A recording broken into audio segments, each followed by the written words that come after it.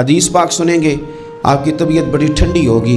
میرے نبی پاک صلی اللہ تعالیٰ علیہ وسلم نے ارشاد فرماتے ہیں کہ جو بندہ سوال سے بچنا چاہے گا، ارادہ کرے گا اللہ میں نے کسی سے نہیں مانگنا، فرمایا جو سوال سے بچنا چاہے گا رب اسے سوال سے بچا لے گا، اور جو لوگوں سے بے نیاز ہونا چاہے گا کہے گا یا اللہ مجھے دنیا داروں کا محتاج نہ بناؤ، اپنی بارگاہ سے عطا فرما۔ جو لوگوں سے بے نیاز ہونا چاہے گا اللہ لوگوں سے بے نیاز کر دے گا، اور فرمایا جو صبر کا ارادہ کرے گا اللہ اسے صبر کی توفیق بھی عطا فرما دے گا۔ ارادہ تو کرے، پروگرام تو بنائے، توفیق تو اللہ دے گا۔ جو صبر کا ارادہ کرے گا اللہ صبر کی توفیق بھی عطا کر دے گا۔ اور حضور صلی اللہ تعالیٰ علیہ وسلم فرمانے لگے یاد رکھو کسی بندے کو جو بہترین تحفہ دیا گیا ہے نا، اگر کسی کو کوئی بہترین عطیہ ملا ہے تو پھر اللہ تعالیٰ نے اسے صبر عطا فرمایا ہے۔